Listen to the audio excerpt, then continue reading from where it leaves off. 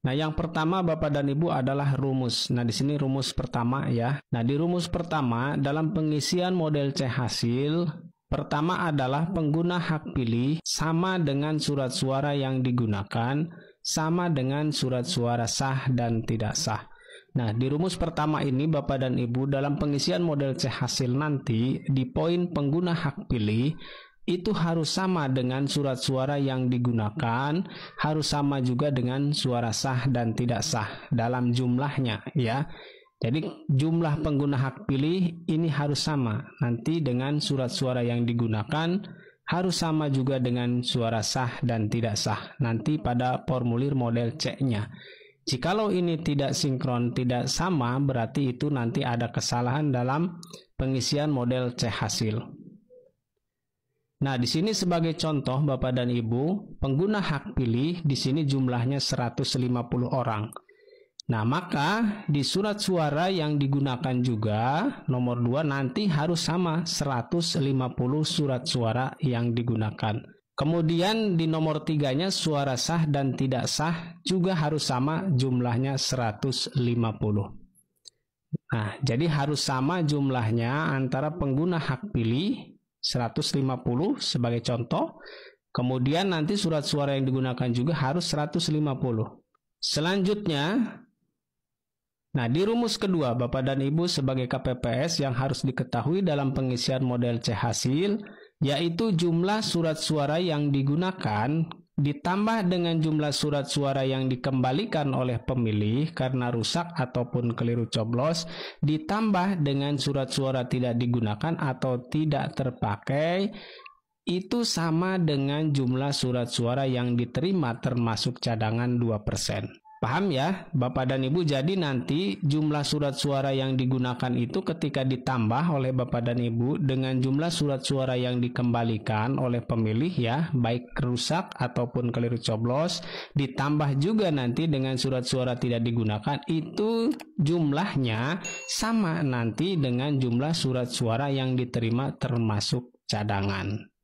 Jadi 3 poin ini ketika ditambahkan nanti ya, poin yang ini jumlah surat suara yang digunakan, kemudian yang dikembalikan dan tidak digunakan, ketika dijumlahkan 3 poin ini sama jumlahnya dengan jumlah surat suara yang diterima termasuk cadangan 2%. Nah, di sini sebagai contoh lagi Bapak dan Ibu, jumlah surat suara yang digunakan misalnya 215.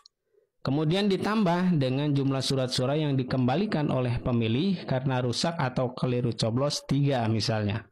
Kemudian ditambah lagi dengan surat suara tidak digunakan atau tidak terpakai ada 37.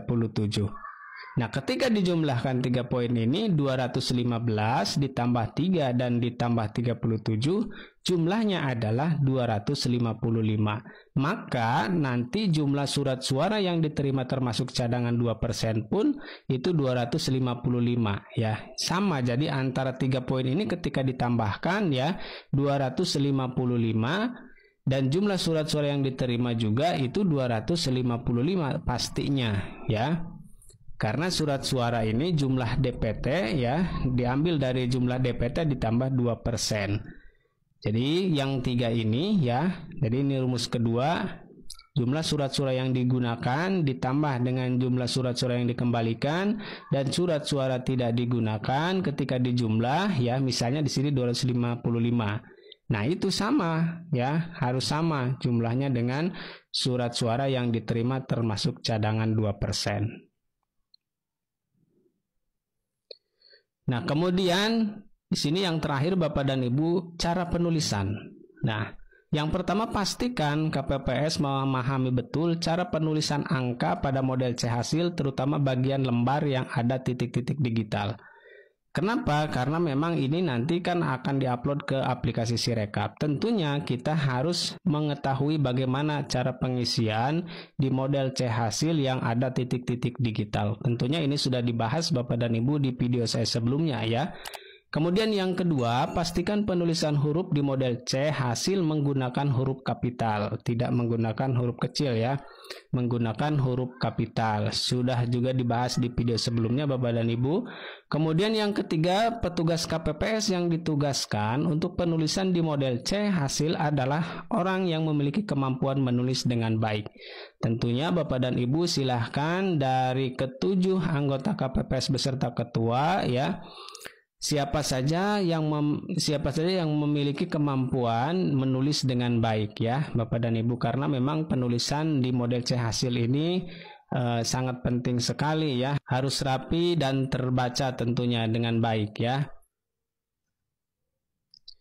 Nah, itulah Bapak dan Ibu di kesempatan kali ini yang bisa saya bagikan, mudah-mudahan bermanfaat. Terima kasih. Assalamualaikum warahmatullahi wabarakatuh.